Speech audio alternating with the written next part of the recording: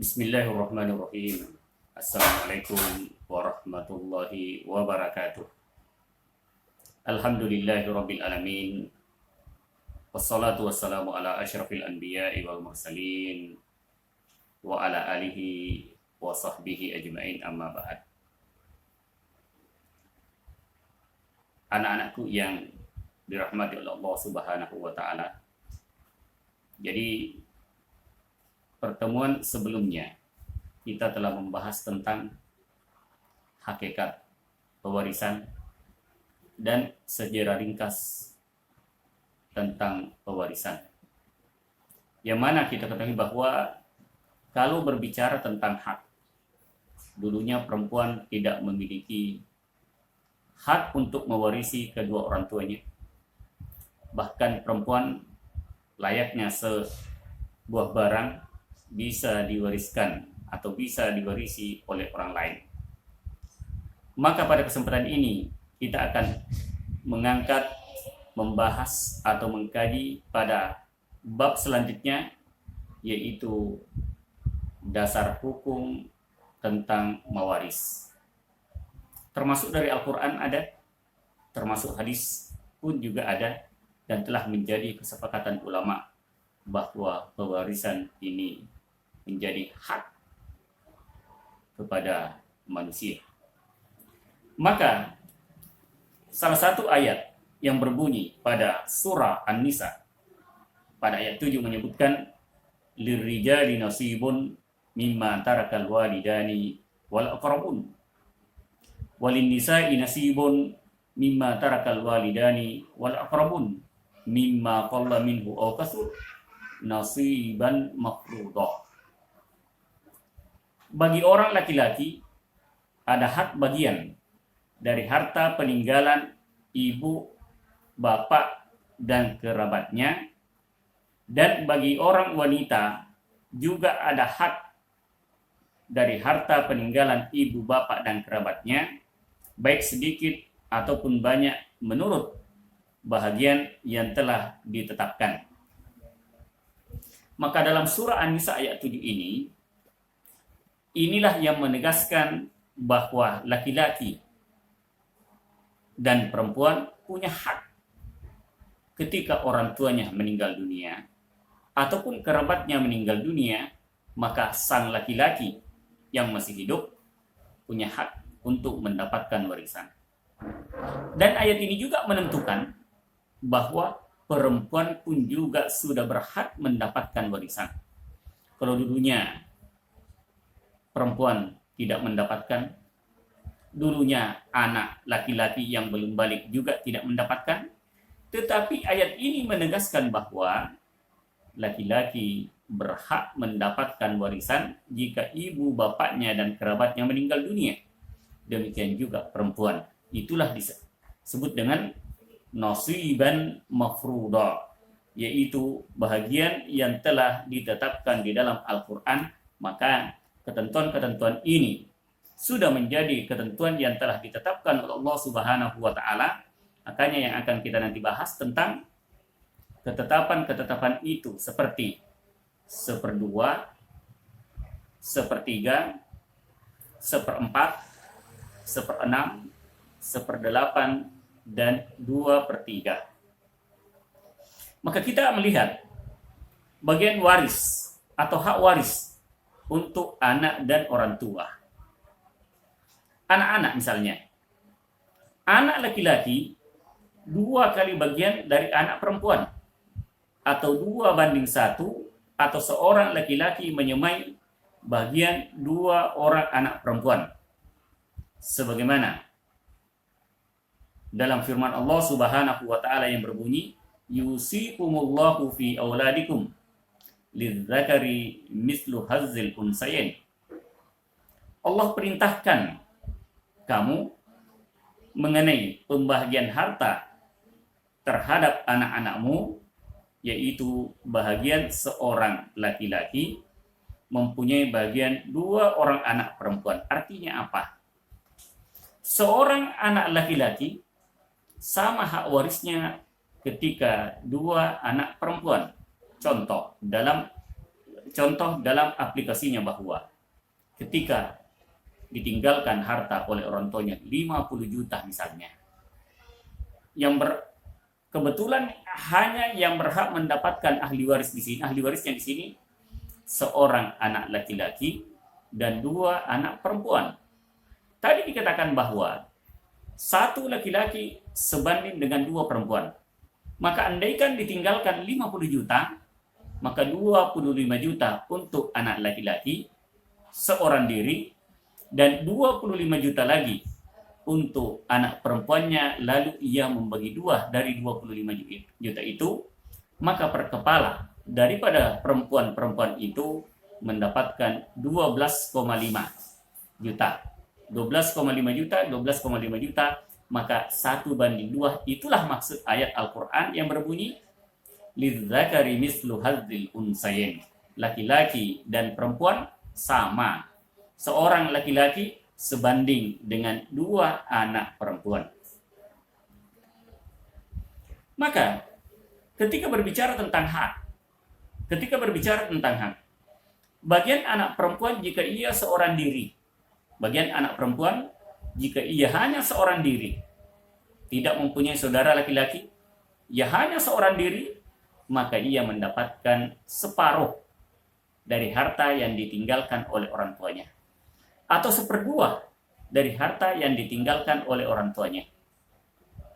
Tapi andaikan ia punya saudara atau 2 ke atas, sama-sama perempuan, maka ia mendapatkan 2/3 daripada harta yang ditinggalkan oleh orang tuanya.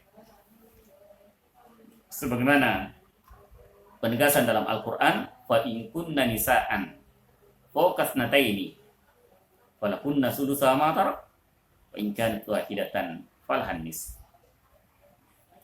Apabila anak perempuan itu fawqasnataini, 2 ke atas, ia punya saudara perempuan 2 ke atas, maka ia mendapatkan falakunna sulusa ma tarak, yaitu ia mendapatkan 2/3 dari harta yang ditinggalkan oleh orang tuanya. Tapi andaikan ia seorang diri, falahan nis, maka ia mendapatkan separuh dari harta yang ditinggalkan orang tuanya. Lalu bagaimana keadaan dengan orang tua?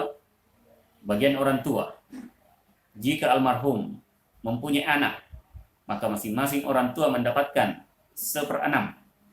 Jika almarhum tidak mempunyai anak, maka ibu dapat 1/3, sisanya untuk sang bapak. Maksudnya apa? Jadi orang tua yang meninggal anaknya, itu akan dilihat apakah yang meninggal itu ada anaknya atau tidak. Jika tidak ada anak yang ditinggalkan, atau si nenek itu tidak punya cucu, maka orang tua itu mendapatkan 1/3. Kenapa? Karena tidak ada anaknya yang meninggal itu.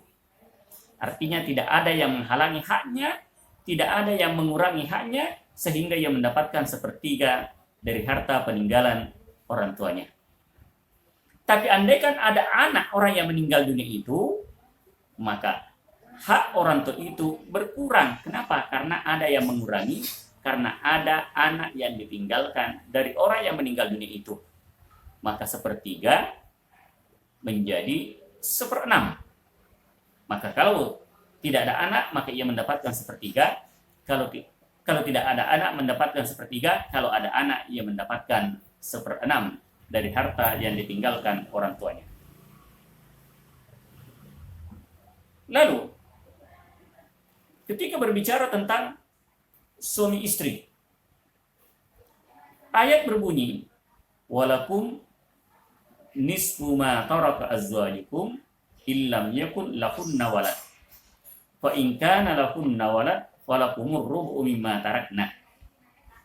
Suami berhak mendapatkan separuh jika dari harta warisan tidak memiliki anak. Jika si istri memiliki anak, bagian suami 1/4. Maksudnya apa? Suami istri tidak ada anak yang ditinggalkan, tidak ada anak yang ditinggalkan, maka misalnya istrinya meninggal dunia, tidak ada anak yang ditinggalkan, maka sang suami yang masih hidup berhak mendapatkan 1/2 atau separuh dari harta yang ditinggalkan. Lalu, jika ada anak yang ditinggalkan, maka hak seorang suami berkurang dari 1/2 menjadi 1/4. 1/2 menjadi 1/4. Saya ulangi. Jika yang meninggal itu tidak meninggalkan anak, maka sang suami mendapatkan 1/2 dari harta yang meninggal itu. Tetapi jika ada anak yang ditinggalkan, maka hak sang suami berkurang dari 1/2 menjadi 1/4. Lalu kita balik. Istri, kalau suaminya meninggal dunia dan tidak meninggalkan anak, maka sang istri berhak mendapatkan 1/4 dari harta yang ditinggalkan oleh suaminya. Jika sang suami meninggalkan anak, yang tadinya 1/4, karena ada anak, maka sang anak mengurangi jatah untuk sang istri dari 1/4 menjadi 1/8. Jadi suami jatahnya antara 1/2 dan 1/4. Istri jatahnya antara 1/4 dan 1/8. Lalu saudara seibu, jika pewaris adalah kalalah dan mempunyai saudara seibu, bagian masing-masing adalah 1/6. Jika saudara seibu lebih dari seorang, mereka bersekutu dalam 1/3 itu. Lalu apa yang maksud dengan al-kalalah? Pengertian kalalah yaitu seorang meninggal dunia tanpa memiliki ayah ataupun keturunan, atau dengan kata lain, dia tidak memiliki pokok atau asal-usul, juga tidak memiliki cabang, yaitu antara pokok dan cabang. Itulah yang dimaksud dengan al-kalalah, dari kata al-kallah yang berarti lemah. Nah, bagaimana? Andaikan orang ini meninggal dunia, lalu bagaimana hartanya jika ia mempunyai harta, sementara tidak mempunyai asal dan tidak mempunyai cabang? Maka ulama sepakat bahwa kalalah adalah pewaris yang meninggal dunia tanpa memiliki ayah dan anak atau keturunan, tapi memiliki saudara. Maka dalam hal ini kita akan lihat porsi untuk saudara-saudarinya. 1. Seorang saudara perempuan, andaikan ia hanya meninggalkan 1 orang atau seorang saudara perempuan, maka saudara perempuannya itu berhak dari hartanya itu untuk mendapatkan 1/2 dari harta orang al-kalalah itu yang meninggal dunia. Mendapatkan 1/2 nimru'un halaka laysa lahu walahu, nimru'un halaka laysa lahu walad walahu ukhtun falahanis matara. Jika seseorang mati yang tidak mempunyai anak dan dia mempunyai saudara perempuan, maka bagian saudara perempuan itu 1/2 dari harta yang ditinggalkan oleh si mati, oleh si mayit. Jadi kalau dia yang meninggal itu tidak punya keturunan, tidak punya ayah, tapi ia punya saudara perempuan, kalau kebetulan saudara perempuan itu hanya seorang diri, maka saudaranya itu berhak mendapatkan separuh dari harta si mayit. Andaikan lebih dari 1, artinya 2 bersaudara, fa in kanata isnataini falahumat thulutsani mimma tarak. Apabila 2 perempuan Apabila saudara perempuannya itu 2 orang, maka keduanya mendapat 2/3 dari harta yang ditinggalkan oleh si mati. Maka sekali lagi, kalau seorang diri maka ia berhak mendapatkan separuh dari harta si mayit. Apabila ia 2 bersaudara ke atas, maka ia berhak mendapatkan 2/3 dari harta si mayit. Lalu andaikan ia hanya meninggalkan saudara laki-laki seorang diri. Jika hanya seorang saudara laki-laki, maka ia mewarisi semua harta saudara perempuannya itu. Wa huwa yarisuha illam yakun laha walad. Dan dia pula saudara laki-laki itu mewarisi semua harta saudara perempuannya jika saudara perempuannya tidak mempunyai anak. Jadi jika saudaranya terdiri dari laki-laki dan perempuan, maka laki-laki mendapatkan 2 kali bagian daripada perempuan itu, sebagaimana ayat yang kita bahas tadi, lidzakari mislu hadzil unsayain, 2:1.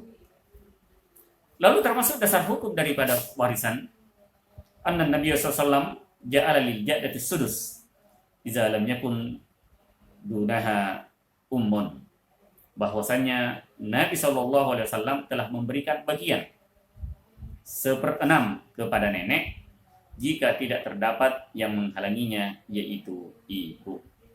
Inilah dasar hukum daripada mewaris itu.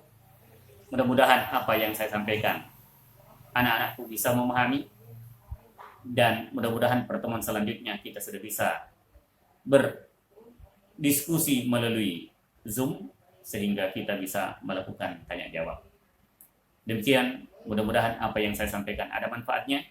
Saya akhiri dengan ucapan wallahul muwaffiq ila aqwamit thoriq. Assalamualaikum warahmatullahi wabarakatuh.